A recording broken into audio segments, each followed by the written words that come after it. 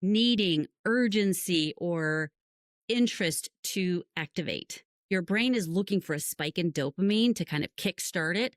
Raise your hand if you were that starting the term paper the night before person. My hand is raised every single time. They were like, yeah, this is not a term paper. You can wait until the last minute to start. And I was like, yeah, watch me. However, as an adult, we cannot continue to do that. That needing urgency, that waiting until the last minute to get yourself to do things. On a physical level, it increases your blood pressure. It increases cortisol levels. There's like nothing good, physically speaking, that comes from that.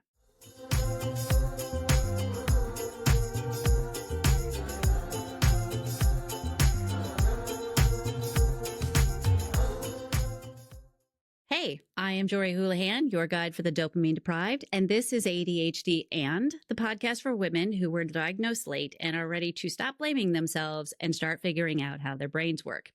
Today, we are talking about the science behind ADHD, specifically the role of dopamine and norepinephrine, and why this isn't about effort, motivation, or quote unquote, not caring enough. It is about brain chemistry. And once you better understand how this works, a lot of things start to make way more sense. So let's start with the obvious fact that is very often forgotten. ADHD is not a character flaw.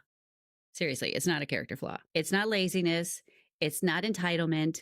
It's not stupidity. And it's not trying hard enough. Attention deficit hyperactivity disorder is, by all accounts, one of the most terribly misnamed conditions on the planet. It trivializes what ADHD really is. We don't actually have a deficit of attention. Our brains actually want to pay attention to everything. We just can't always regulate where that attention goes. And we're going to talk more about that in a minute. It is a neurobiological condition, which just simply means that your brain developed differently, and that difference impacts how you regulate attention, motivations, emotions, time, memory, and decision making. Is that all? Anyway, at the center of all of that is two neurotransmitters known as dopamine and norepinephrine. So let's take a look at those, shall we? All right. What are they? What are these? So these are neurotransmitters. And neurotransmitters are chemical messengers of the brain. They send signals telling the brain what to do, etc. Dopamine is the feel-good neurotransmitter. It is what gets you to do the thing. And it also is what gives us a sense of accomplishment afterwards. It's the brain's motivation signal, if you will. It helps with task initiation, task follow-through, two things that we struggle with. So when dopamine levels are balanced, your brain knows what's important, how to prioritize, and when to take action. And fun fact, it also helps to regulate movements such as balance and handwriting. Bet you didn't know that. Oh, and also, another fun fact, neurotypicals get a hit of dopamine just thinking about completing a task. I am so happy for them. Anyway, dopamine is then converted into norepinephrine, also known as noradrenaline. That fires the frontal lobe. Norepinephrine helps with alertness, focus, and attention shifting. It's the brain's "you should be paying attention to this now" signal. I couldn't make it any shorter, sorry. Too little norepinephrine and you are easily distracted, you have brain fog, it's hard to sustain attention. You have too much and you can become jittery, anxious, and overwhelmed. Now, why is this important in the grand scheme of ADHD? The frontal lobe works as a filter. We are inundated with information all day long, most of which we don't need to know on a conscious level. And a properly working frontal lobe takes that 99% and throws it somewhere in your subconscious so that just the really important things get through. And then the rest of the brain says, oh, that got through. It must be important. We need to pay attention to it. So what then is happening in the ADHD brain when it comes to these two neurotransmitters? When it comes to dopamine, sometimes our body just doesn't produce enough. Sometimes we have too many receptors in an area of the brain, so it ends up sucking the dopamine in too quickly. It's called the uptake. It sucks it in too quickly before it has a chance to really mature for the next leg of its journey. And the studies have also shown that sometimes the dopamine can't find the receptors because That's pretty ADHD if you ask me. Even our dopamine's getting distracted. We have lower and less consistent levels of both dopamine and, as a result, norepinephrine in key parts of the brain, especially in the prefrontal cortex. That is the area of the brain that is largely responsible for executive functioning. That's the part of your brain that helps with planning, organizing, prioritizing, managing time, making decisions, regulating your emotions. Again, is that all? So let's first talk about the frontal lobe in terms of being a filter. So before I told you that it works to filter out the majority of that information, but if the dopamine didn't have a chance to mature, if we didn't have enough, obviously that frontal lobe isn't going to fire as well, correct? As a result, way more information is going to get through that filter. Unfortunately, the rest of the brain is still saying, oh, that got through. It must be important. We need to pay attention to it.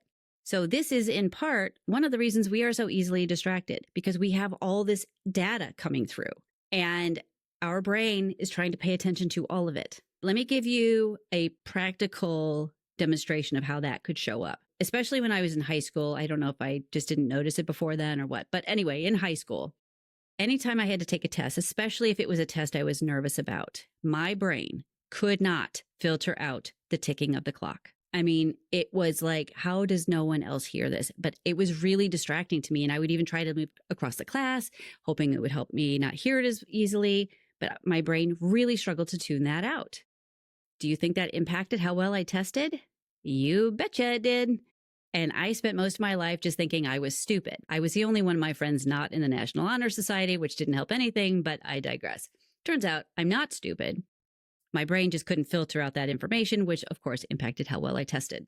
So that's one of the things that can happen. So think of that filter as, when it's working properly, it's like an Oprah level executive assistant, right? Like nobody sees Oprah unless they're important. Our brains are more like, okay, I'm definitely dating myself when I say this.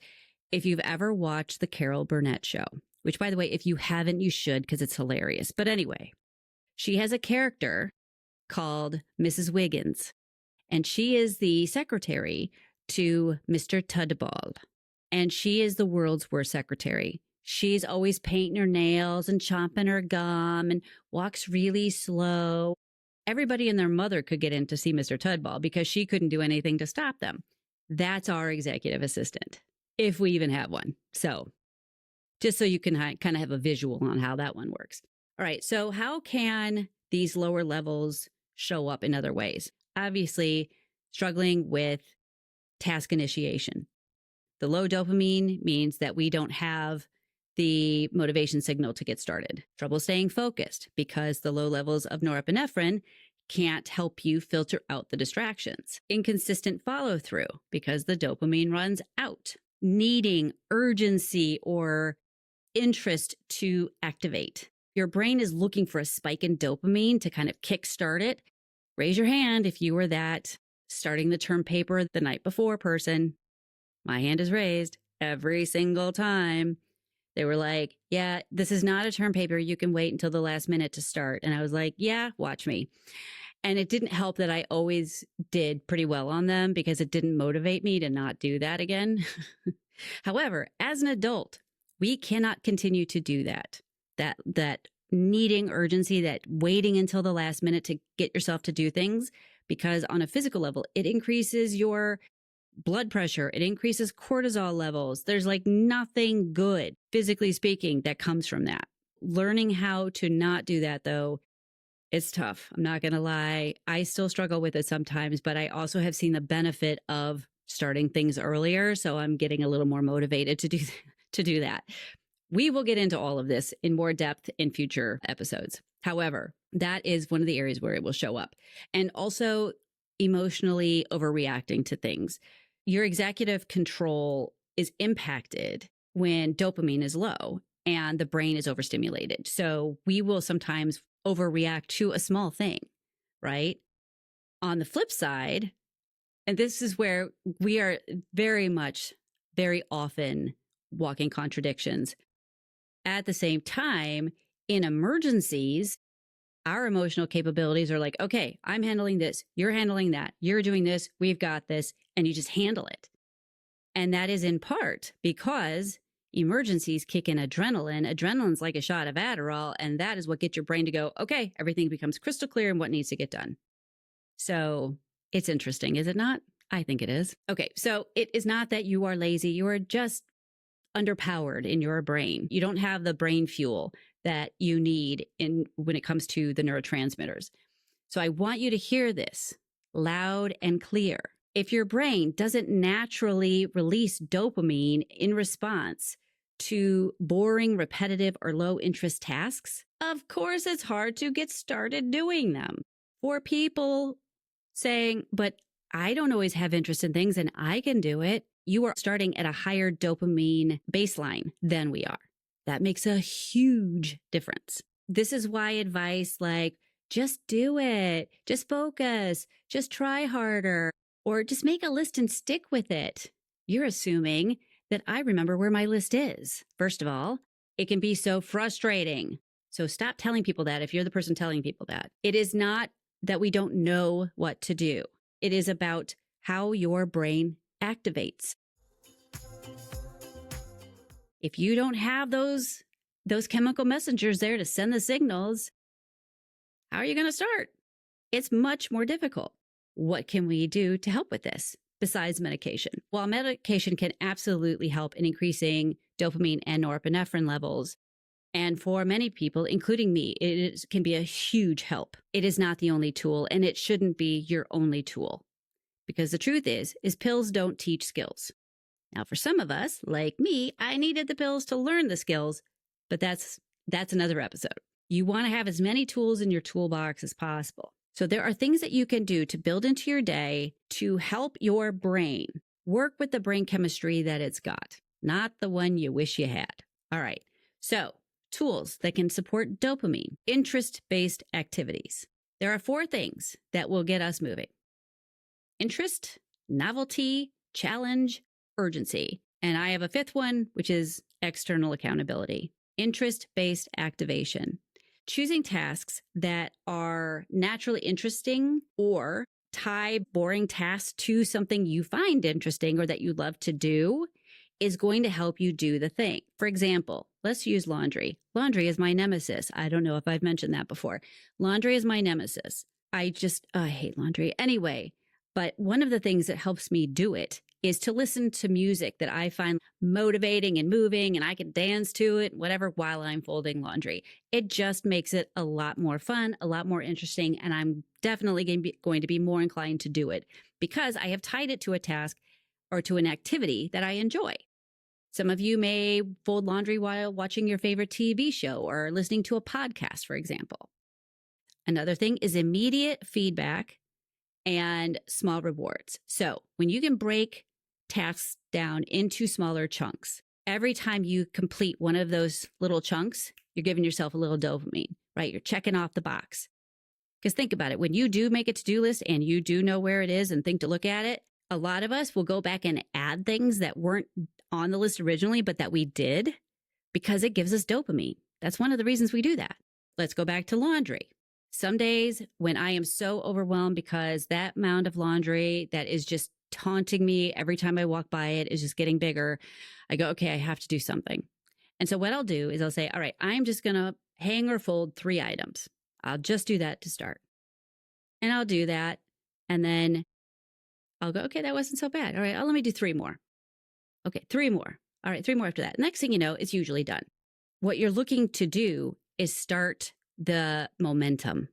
The momentum is what gives you the motivation. The motivation doesn't come first, usually for us. You also want to give yourself small rewards. People with ADHD don't naturally have a sense of accomplishment because dopamine is what gives us a sense of accomplishment and ours is low. So usually when we complete a task, we feel less accomplished and more just relieved it's over with. That sounds really depressing, doesn't it? Anyway, that is what it is. So we have to kind of train ourselves to celebrate our progress. For example, let's go back to laundry. I do the first 3 things, and then I'm going to be like, I'm doing a little happy dance. I did it. And in the beginning, you might feel kind of stupid, but it gives me another opportunity to just dance and listen to music, which I love to do. It also then encourages me to do 3 more, all right? To fold 3 more things or hang 3 more things, whatever it is. Think about the things that you might find fun to help you celebrate. It doesn't have to be a big deal. It can just be a little happy dance, whatever it is. But it does help. Then body doubling. Body doubling is one of the best things I have ever discovered in terms of getting me to do the thing. It's basically like borrowing somebody else's nervous system. Let's say you call your neighbor and say, you know what, I have this amount of laundry I have to get folded. Can you just come and sit on my couch? They'll come sit on your couch. They do their thing. They'll probably think this is a little weird, but whatever, you don't care. And them being there gets you to do the thing. There is a virtual version of that too. I happen to use one called Focus Mate. I'll put the link in the show notes. And it's the virtual version of this. So you pick a time slot that works for you. They partner you with some other random procrastinator somewhere in the world. You get on your call at the select time. It's like Zoom, but their interface. You tell them what you're working on. They tell you what they're working on, and then you work. There's no chit chat. That is key. No chit chat. And then when it's over, there's a little harp sound. And then you say, yep, I stayed on task. If you did, if not, you tell them that too. They do the same for you. And then you move on.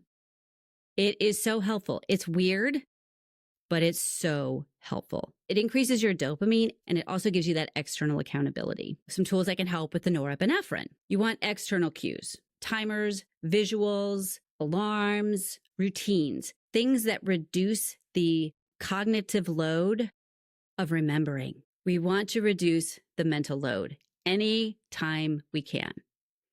I am all about externalize your thoughts. In this case, it's externalize what you need to remember. If you use timers and alarms in particular, I will say this much. If they're digital on your phone, label them.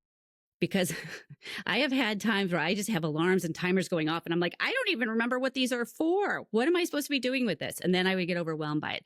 But now I'll be like, hey, get off your butt and get back to work. You know, fun things like that. That's what my labels will say. So you want to make it kind of fun, but those can really help just to take off the cognitive load again, so that you don't have to try and remember everything and keeping it all in your brain. You also want to control the stimulus around you, right? You control your environment. I need to be very clear about that. You control that. You want to reduce your distractions by controlling certain aspects of your environment, such as maybe you wear noise-canceling headphones or earbuds, right? Maybe those loops can help to cut out some of the noise. Having a white noise machine, clearing off your desk. Now, I know we have piles on our desk because there's something in those piles that we need to remember. You just need to get them so they're not in your immediate purview while you're working. Okay, because I keep hitting my microphone, sorry. Because when your desk feels more cleared off, your brain feels more cleared out, and it is much easier to get things done. Okay, so very important. You want to start with alerting tasks, like throw some cold water on your face. Seriously, that'll get you started. Movement helps. Sometimes I will tell people, do a little dance party in your office. Listen to music that you could just listen to all day that gets the dopamine going. That'll then convert to norepinephrine. You want to get the movement. You want to get maybe some bright light, music. All these things can increase your norepinephrine and as a result, help your brain wake up. All right, so when you better understand how your brain works, chemically speaking, right? When you start to understand the science behind all of this, you can stop blaming yourself for the things that have nothing to do with motivation. They have nothing to do with effort, and they have everything to do with biology. Your brain isn't broken. It's just wired differently, and that is okay. You just need to figure out what that looks like for you. You can stop trying to force yourself into the neurotypical expectations. People with ADHD are out-of-the-box thinkers. We are creative problem solvers. We are out-of-the-box thinkers about everything except for executive functions. And then we keep trying to shove ourselves in the neurotypical box. Honey, you are a shiny disco globe. You're not going to fit in that box. So stop trying to do that and start creating strategies that actually support you. If this episode has helped connect a few of the dots for you, would you be so kind as to share it with somebody else who may need to hear it too? And I would also love it if you would follow if you haven't already, and leave a comment if you got something out of today. All right, our next episode, we are going to be talking about time blindness. That is going to be a good one. We don't feel time passing. We don't know how long things take to do. And then we wonder why our schedules are a mess. We're going to learn how to deal with that in the next episode, so you definitely want to be there. So until then, honor your brain chemistry. You're not lazy. Your brain just doesn't have the fuel that it deserves in order to do the things it needs to do. This is ADHD and with Jorie Houlihan, because it's not just focus, it's everything. Stay curious, ladies.